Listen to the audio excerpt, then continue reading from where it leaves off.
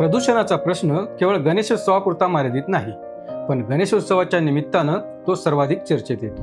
मूर्तिकार हा पर्यावरणाचा शत्रू नाही आणि पर्यावरणवादी हे परंपरेचे विरोधक नाहीत. प्रश्न पीओपीचा किंवा शाडूचा नाही, प्रश्न नियोजनाचा आणि अंमलबजावणीचा आहे. उत्सव आनंदाचा असावा, न्यायालयीन संघर्षाचा नाही. पीओपी की शाडू? गणेशोत्सवातील वाद कशासाठी? परंपरा, पर्यावरण की राजकारण? नमस्कार, मुद्दा जनतेचा मध्ये आपलं स्वागत. गणपती बाप्पा मोरया हे शब्द कानावर पडले की वातावरणात उत्साह संचारतो.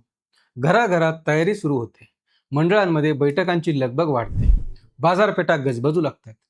पण गेल्या काही वर्षांत आणखी एक गोष्ट नियमित झाली आहे.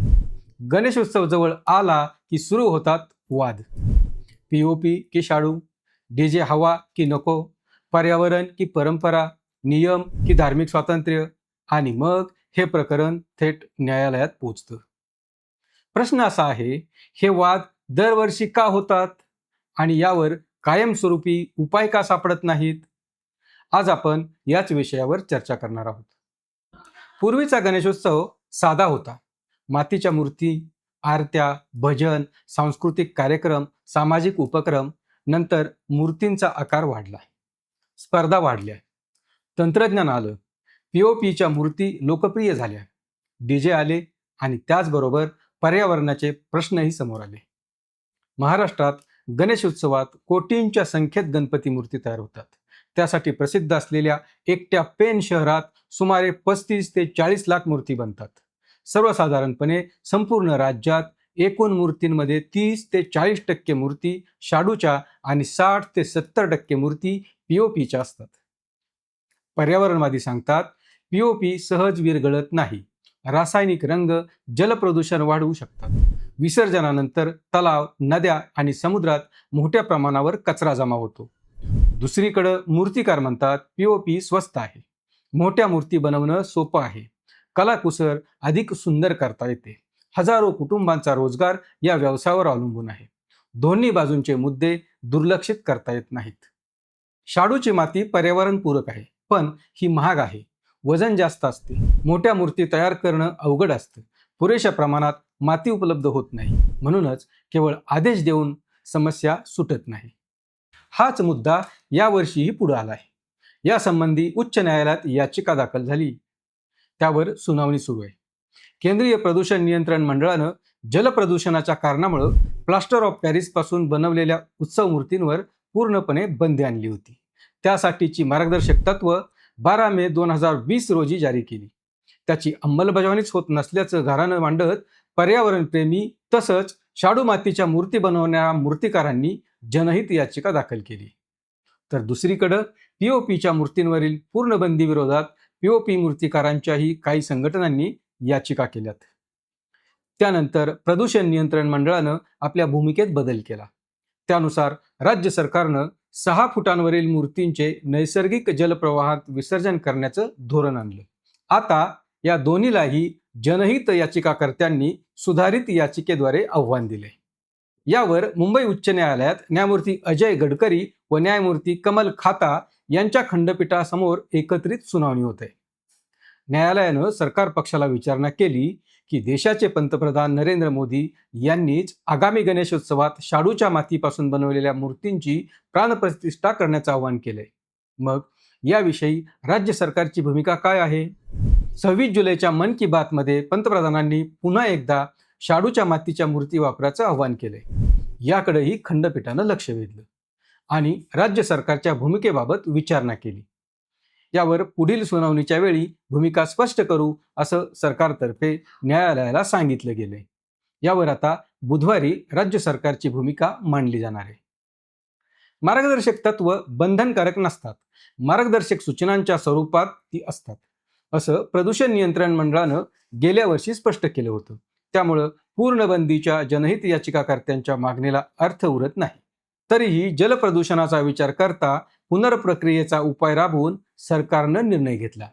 टप्प्याटप्प्यानं पुढील 2-3 वर्षात समुद्र व अन्य नैसर्गिक जलप्रवाहांतील पीओपी मूर्तींचं विसर्जन थांबू शकेल, अशी भूमिका यापूर्वी राज्य सरकारतर्फे मांडण्यात आली होती. तर वर्षानुवर्ष बंदीची अंमलबजावणीच होत नाही. यापुढेही पीओपीला परवानगी दिल्यास पर्यावरणाचं मोठं नुकसान होईल. याशिवाय पंतप्रधानांनीच शाडू मातीच्या मूर्तीचा वापर करण्याचं आवाहन केलंय, असं जनहित याचिकाकर्त्यांनी निदर्शनास आणले. आता यावर न्यायालयच योग्य तो निर्णय घेईल. पर्यावरणवादी बंदी मागतात, मूर्तिकार रोजगार वाचवण्याची मागणी करतात, गणेश मंडळ परंपरा जपण्याचा आग्रह धरतात, शासन मध्यम मार्ग शोधतं. मतभेद वाढले की अंतिम निर्णयासाठी न्यायालयाकडे जावं लागतं. पण न्यायालय धोरण ठरवत नाही, ते कायद्याच्या चौकटीत निर्णय देतं. धोरण ठरवण्याची जबाबदारी शासनाचीच असते, हे लक्षात घ्यायला हवं.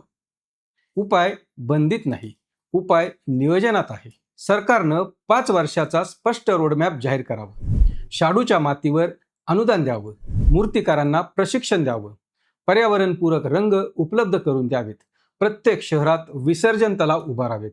असे काही उपाय नक्कीच करण्यासारखे आहेत. गणेशोत्सवावर कोणाचाही एकाधिकार नाही, तो समाजाचा सामूहिक उत्सव आहे. श्रद्धा आणि पर्यावरण हे एकमेकांचे विरोधक नाहीत. योग्य नियोजनाच्या अभावामुळे ते विरोधात उभे राहतात. न्यायालय उत्सव साजरा करण्यासाठी नसतात, ती वाद मिटवण्यासाठी असतात. मग हा वाद दरवर्षी न्यायालयात का पोचतो, हा खरा प्रश्न आहे. दरवर्षी न्यायालयात जाण्याऐवजी शासन, मूर्तिकार, पर्यावरण तज्ज्ञ, गणेश मंडळ आणि नागरिक यांची संयुक्त समिती स्थापन करून आधीच निर्णय घ्यावेत. सरकारनं त्यावर शिक्कामोर्तब करावं. प्रदूषणाचा प्रश्न केवळ गणेशोत्सवापुरता मर्यादित नाही, पण गणेशोत्सवाच्या निमित्तानं तो अधिक चर्चेत येतो. उत्सवाचं स्वरूप बदलत आहे, त्यामुळं नियमही बदलत आहेत.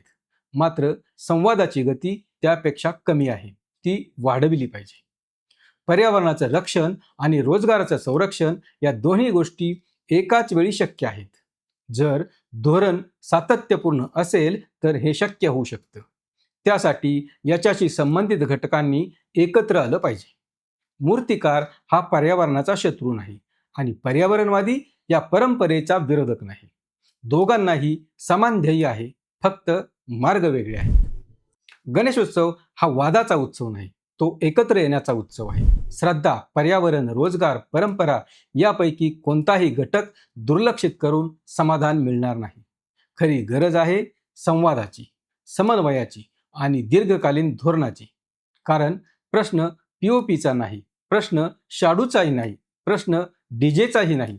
प्रश्न आहे आपण उत्सव पुढच्या पिढ्यांसाठी अधिक जबाबदारीने कसा जपू.